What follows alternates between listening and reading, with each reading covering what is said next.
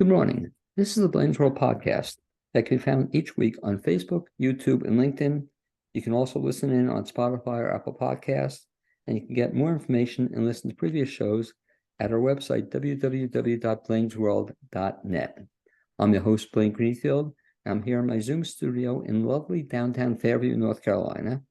Each week, we focus on positive news and information about people and organizations in both Western North Carolina and throughout the country. And toward that end, it's my pleasure to introduce Reverend Anoek van Praag. Do I have that somewhat correct? Yeah. Okay. And she is a counselor and massage therapist. And Anoek, you can feel free to wave to all your fans and friends who are watching this. So if they're watching this, you can give them a big hello. You want to give them a big wave, that's Anoek. And I should mention that you'll see in just a second that Anoek is a very interesting individual who was born and raised in the Netherlands, arriving in the United States in 1980. She lived in New York City and moved to Asheville in 2021. She has been a massage therapist and counselor for 36 years, specializing in trauma and PTSD. And look, what do? You started when you were 7 years old? Is that when you started to get 36 years? That's when I started poetry, actually. Okay, is that? But you were like the youngest person who ever did this in the Netherlands. Let me ask you this. So you grew up in the Netherlands, and as a child growing up, did you always know you wanted to be a counselor? Well, I always knew I wanted to help people. And as a teenager, I remember kids came to my room in my house and they wanted to talk about their issues with me. It had no form. I didn't call it couch or coach or counselor or anything, but yeah, it was always in my blood, so to speak. When Yeah. was the first sort of job you did in counseling, or when did you start as a career in this? That was probably in Holland. I went to the university in Holland and became a counselor there. And then when I came to America, so as you study, you do cases and you learn about things. So it's kind of a blur it's not here's when it started.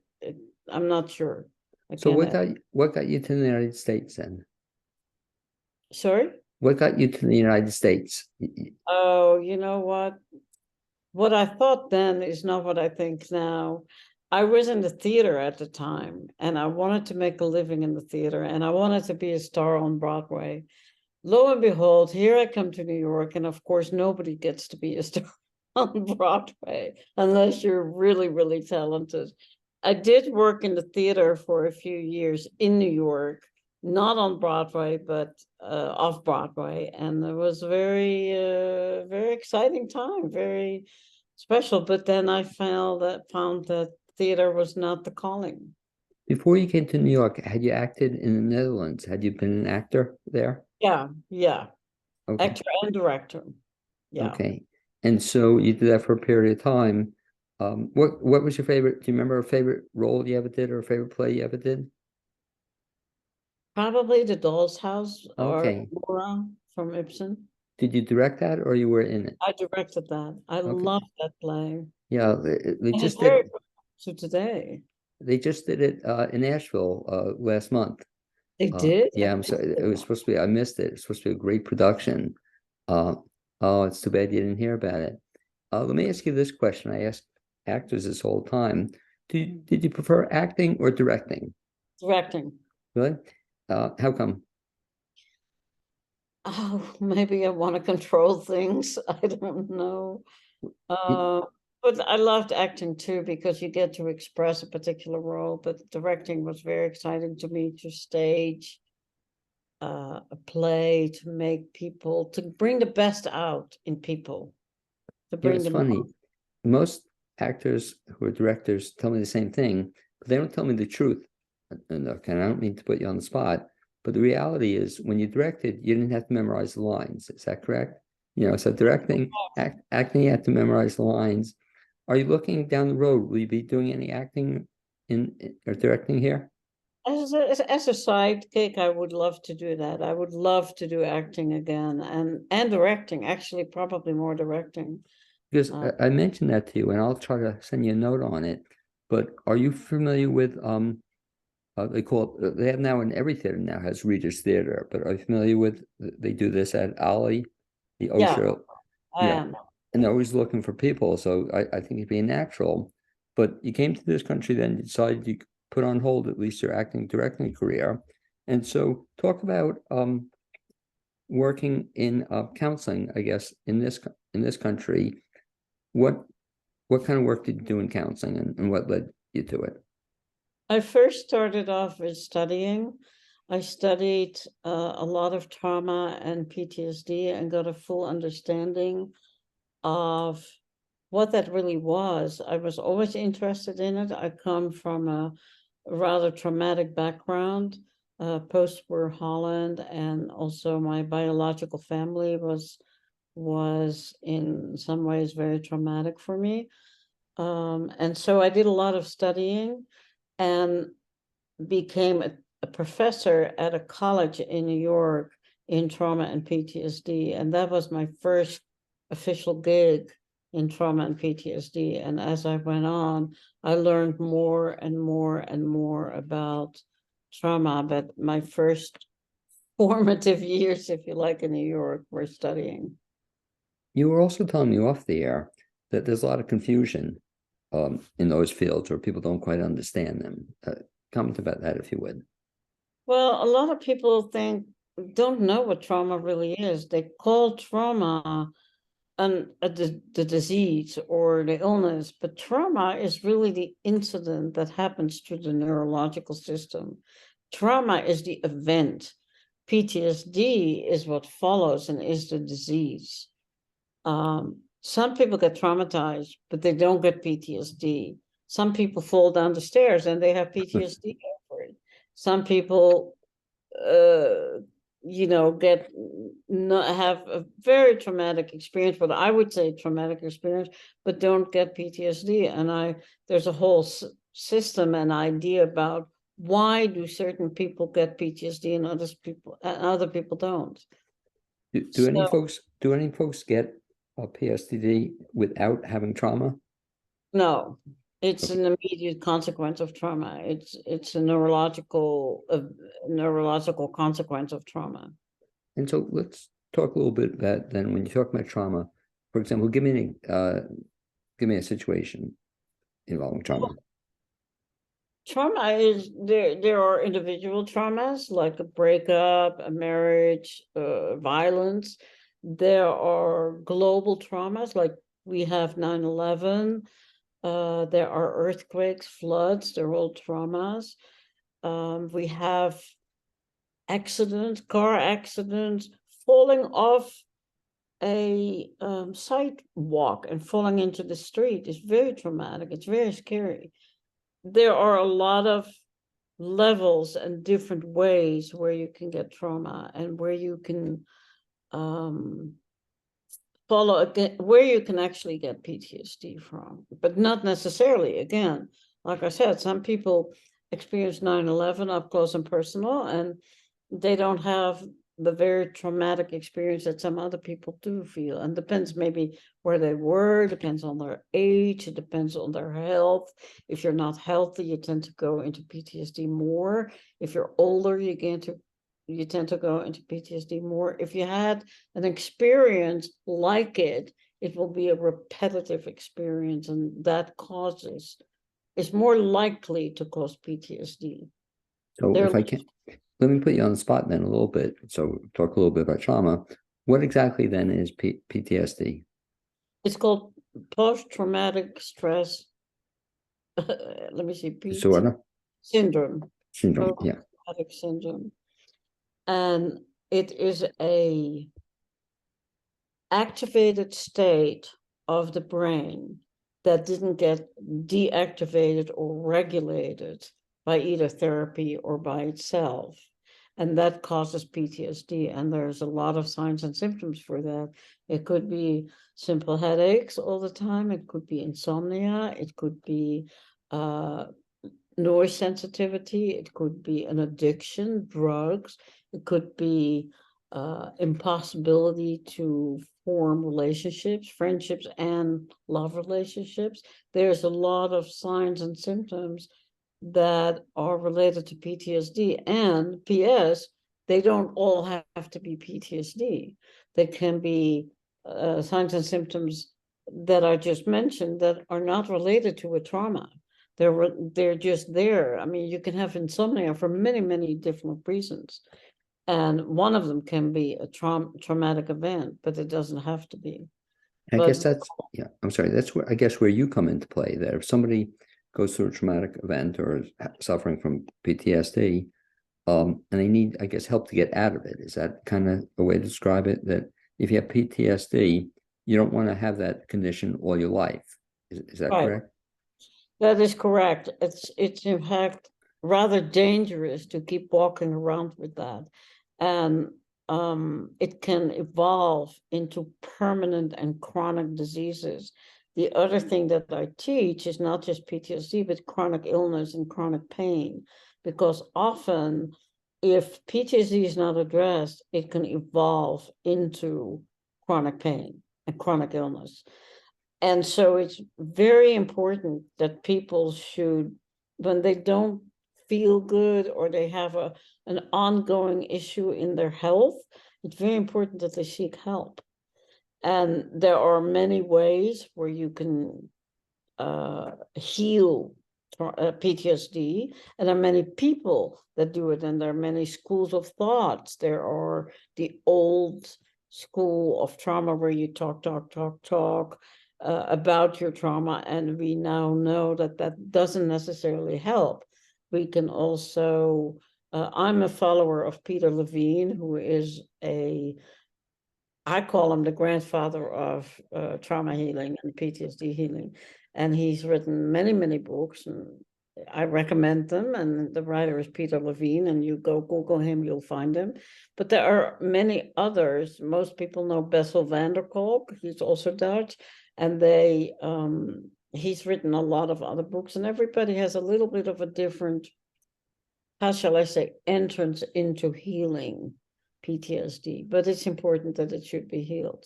What about people who I know, and I'm sure you know a lot more than I do, who throw out PTSD and then they rely on it like almost their entire life, to explain all their problems, all the difficulties. I won't mention the person I'm thinking of, but he'll say, why he behaves is the way he behaves because he suffers from PTSD. I guess the question I'm asking, is that something can ever be cured, or can you ever get beyond that? Absolutely. Absolutely. I have a very clear answer for that. And I think that people shouldn't dismiss what they're feeling and thinking, oh, well, I have insomnia, I'll live with that, or I'll have, I can't make a relationship, I'll live with that, or whatever. I don't think that's a good way to go. But yeah, and like I said, there are many ways that you can heal PTSD in many schools of thoughts. And if you go online and you look at PTSD healing or trauma healing, you will find more information that you like, where a lot of books will come your way, a lot of people come your way. And I think with every therapist, it's also a question of whether you feel nice or comfy with that particular person. You want to have a rapport that you feel comfortable with. And so you need to look for your own therapist, and you need to investigate, how do you see the healing of PTSD? And if they say, oh, well, I don't think you can ever heal it, well, maybe you shouldn't be there. Or if they say, well, we heal this way or that way, you should be very critical. But that's the same as the therapist. You should be critical about who you take on, who you spend time with and bring your money to. Talk about the process if somebody's working with you or some other therapist. How long does it take? Sorry, come again. What was I'm sorry, how long does it take to work with It's you? impossible to say. Impossible to say. It depends on the trauma, it depends on the age, it depends on the interest of the person wanting to heal. It depends on the techniques that are used. I feel that one of the main ingredients people should be looking for is safety. I call myself a safe place to fall. That's a little variation on Dr. Phil, who says, you know, a safe place to fall, or a soft place to fall, he calls it, I think. I call myself a safe place to fall. Safety is very, very important, but there's a lot more to healing trauma than just safety. But safety is very, very important. Safety, routine, predictability. Anyone who has experienced trauma and goes into a situation where the trauma will be repeated in very unpredictable ways, then it's perpetual. It never heals. So you need to create an environment that's safe, that's predictable, and that is, and that has tools for the client as well as myself to say, okay, this is what we can do. This is what you need to do. But it's impossible to say how long it takes, Blaine. It can be a week, it can be a I was year. going to ask you that. So some people, it can be very quickly. It can. Yeah, it is. Some people say, oh my God, is that what it is? Is that what I have? Oh, I didn't realize, and now I get it. And some people dig their way through the mud and say, oh, you know, I can't sleep. And it never comes to the surface for 6 months. And you can't, somebody can come to you, can come to me and say, well, I want to work on myself because I can't hold a job or whatever. And then months later, you find out that there's a major traumatic event behind that, behind not being able to hold a job or That a must be relationship. very exciting for you as a counselor when you Yeah. start working with somebody, and I guess where they have an aha moment, or just after 3 months, after 6 months, after a couple of years, whatever. But does that ever happen? Somebody says, "Hey, finally, look, I got it." You know, does that happen? Well, you know, I've been in therapy forever myself because you have to, if you do this work, you have to do your own work. I've had aha moments, and then 3 months later, I'm back on the grindstone. And then another aha moment comes. It's never, you know, working on yourself and growing is not an ending proposition. You can't say, oh, I'm done. Now I'm done. I don't have to ever learn about myself. I don't have to grow. I'm done. And that never happens. I have, for instance, a client who was very manic, came for, I want to say about a year or something, manic, manic, manic, manic, manic, manic. And suddenly she came and she dropped into a very slow motion. And she calls it, she said, I'm very depressed and I'm feeling awful. And I think, from my point of view, that for the first time I was able to talk to her. So all the noise that was around her was gone. And now she was really slow. And she said, I'm so depressed, I'm so depressed. And I think that was a great stage or phase that she came in. So it can come in all kinds of ways. And that person, that was probably the first time she ever came to that realization that, you know, that she. Yeah, I think so. I think that had not happened to her before. She's always manic and has takes medication for it and gets herself admitted to a hospital. She's a vet, and so yeah. Well, let me ask you this, I don't Anook. know if If, that was the if, first time. I'm not if sure. somebody's listening or watching the show now, how do they come to the determination that they should be working with you or some other counselor? How do you realize that? When you're not comfortable in your own life. I mean, is this working for you? Is your life working for you? Are you waking up every day and say, I dread the day? Or you say, okay, I'm going to tackle this day. If you feel you're dreading your day, Good if point. you feel your heartbeat is too fast every time you have heart palpitation, if you feel depressed, those are really clear indications. Unfortunately, a lot of people live in a very unhappy state and find that that's normal. And I don't think we don't have to. I think happiness is our birthright. Joy is our birthright. We don't have to be laughing all day. We don't have to be jumping up and dancing all day. But I think joy, real joy, is our birthright. What about when other people tell you you have a problem? You know, that comes up sometimes too. You know, you might think you're okay, or and I don't know about you, but I don't even think okay cuts it. You know, you want to be more than just okay. But do you ever get cues from other spouses, significant others, or children, whatever, that they say, you know, you're not okay? Does that happen? They say it to me, you mean? No, to in others, if I'm an They say it individual, about themselves. yeah, and other people are telling you that. Is that a good indication that you may have a problem? Yeah, I mean, we're our own best judge. I can't tell you that you need to learn something about yourself. You can. I think you're your own best judge. You can say, I need to look at my life because I don't want to die this way. It's also a good question. Do you want to die this way? That's a great question. Life this way?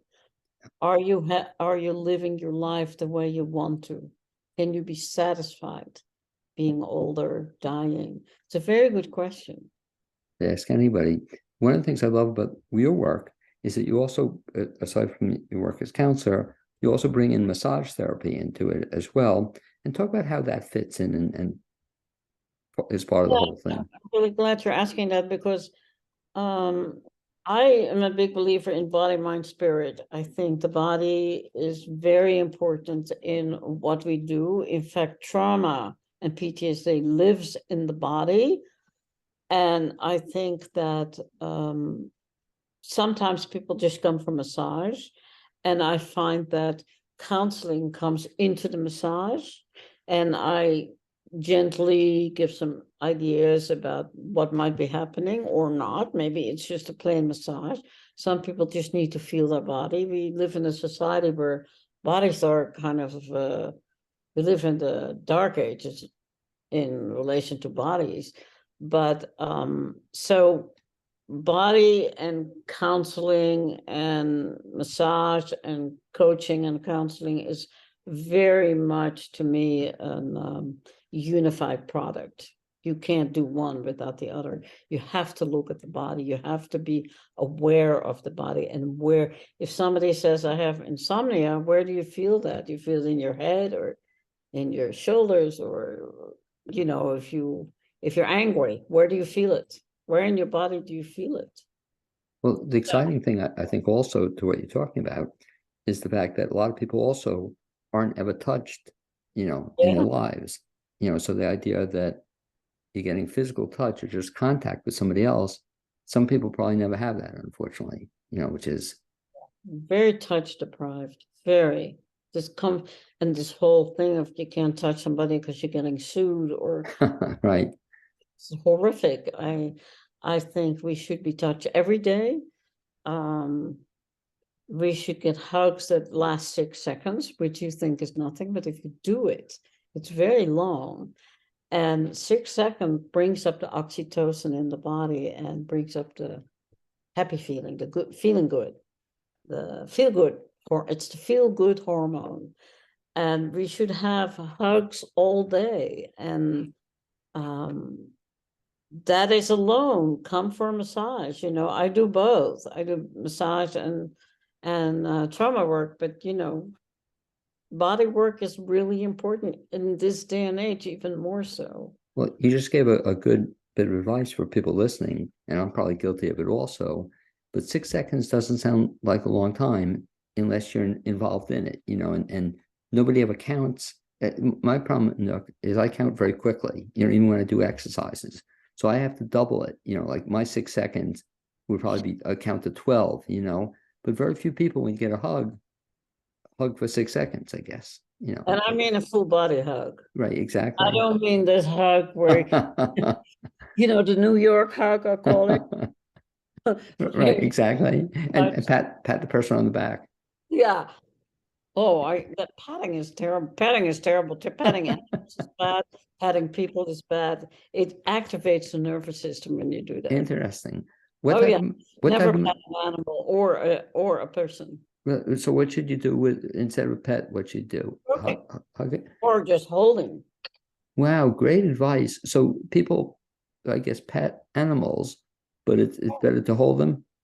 Absolutely. Or just put your hand there, or just hold an animal, or stroke an animal, but don't pet. It's associated with slapping, and it's simply the nervous system says, oh, oh, you get patted. Never do that. But I mean a 6 second full body hug.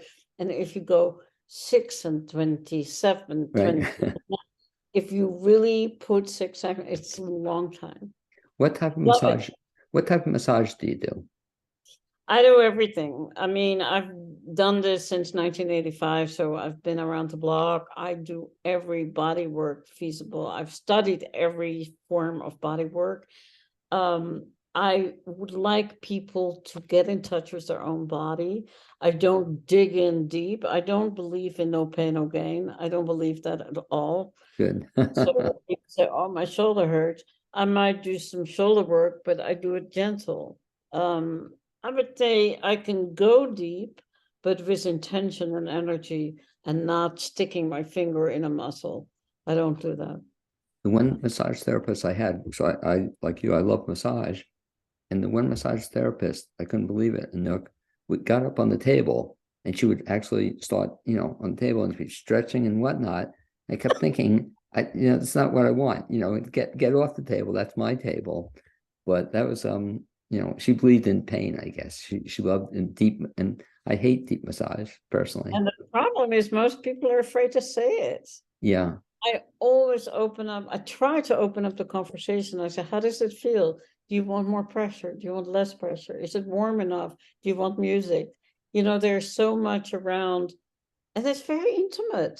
Hello, you're suddenly touching somebody's body that we don't live in a world where that's normal. So I tread it with very mindful tenderness. And it's but, so important that so many people crave it and so many people don't. right. I mean, I get a client maybe 2 months ago. She's, it was the best massage I ever had. Did I see her again? No.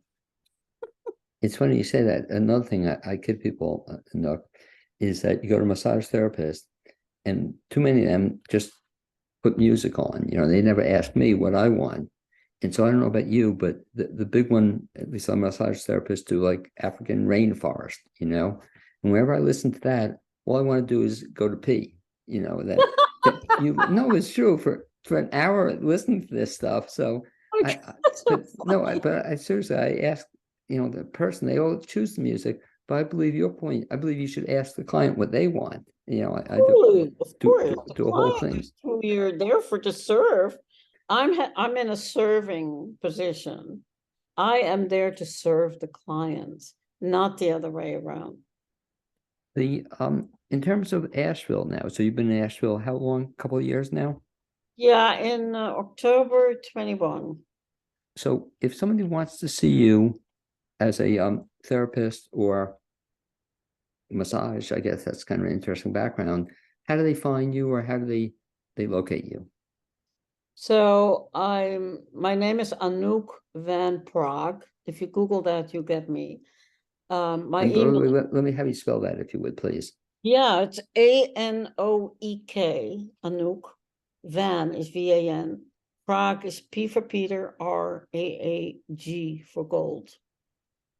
And I have my email is very simple. It's anook@aol.com. So it's spelled the same way. You can text, you can email. Texting is 512-658-7588. And I don't do Facebook. I don't do a lot of, Okay, I do Instagram, but not much, even there.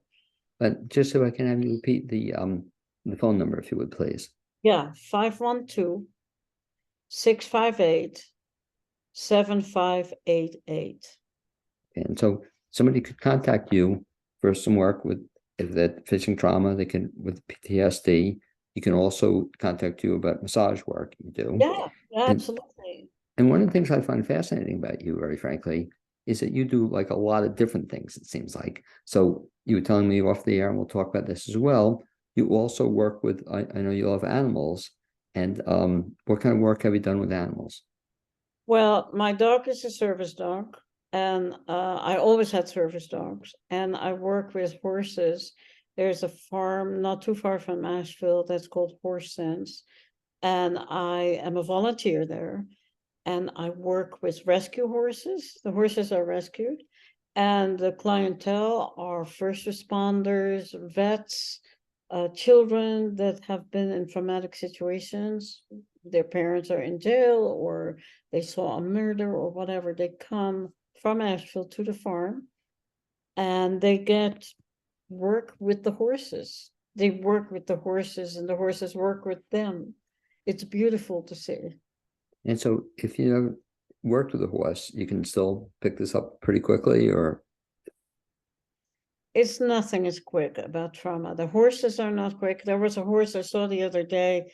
I talked to one of the owners of the farm, and he said it took me 5 years before I was able to touch this horse. This horse was heavily abused, and he was now all over him, and he was near him and pushing him, and he was so loving.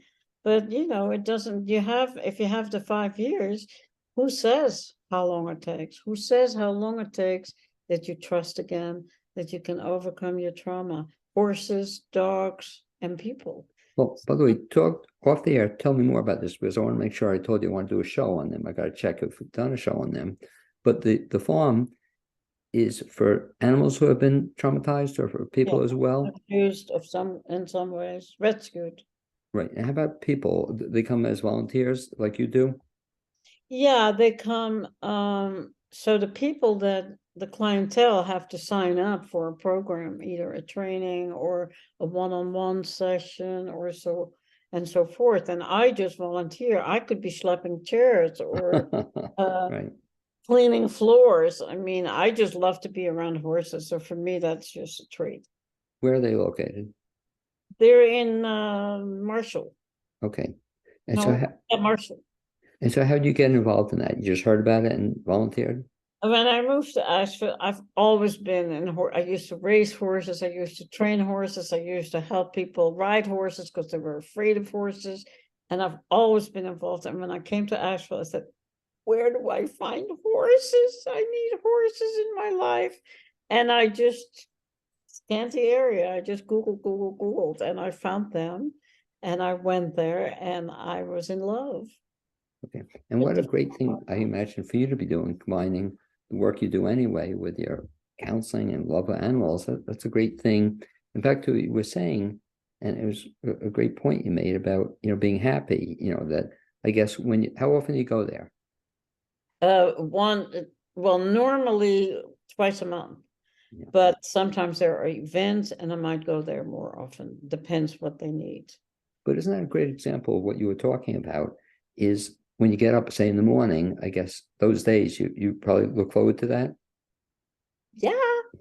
Yeah. And I love your expression, but isn't that, I guess, something we should be trying to do in life too, is get people to smile more, when I guess, is that a key when they come to you for work? If they're not smiling, that's usually a pretty good indication they have something they should be working on.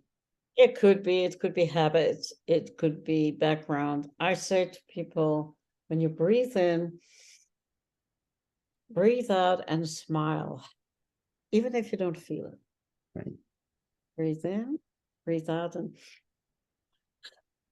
That's a simple technique, but it's a great way to very remember it. simple, and it works. If you pretend smile, eventually you will smile. Yeah, and I guess it has to do with attitude also. If you have a good attitude going into something, or it's going to help you get through problems you've had. Just again, if I can have you repeat one more time, I'd like to thank you, first of all, for being my guest on this Blaine's World podcast. I'm speaking with Anoek van Praag. She's a counselor, massage therapist, and seems to do a lot of neat stuff. I guess in your life, you've done a few interesting things, would you say? I've done a lot of things. So, Yeah, not a youngster anymore. so when do we get the book? Is that Oh, next? no, I do poetry. There, Actually, I am on my website. My website, I should say, is please. www.soul-works.com. Soul-works.com. And there's a little bit of poetry on there. I've been published in 20 books, in anthologies. I don't have my own book, and I need to do that. I just need to make the time. It takes a lot of time, but I want to act, I want to direct, I want to write a book, I want to. But no, but I love it, by the way. Isn't that a great thing when you're working with folks to see if they have stuff they want to do, and isn't that important, Yeah. in terms of you want to get beyond whatever you're going through, do something, or what you're doing, great example of it. What you're doing, we help others as well, so mentioning the volunteer for the horse farm, or the horse folks, it's, you're not just do for yourself, you're doing to help others as well. So I Oh, think yeah. that's fantastic. So I'll ask you one more time to repeat that website.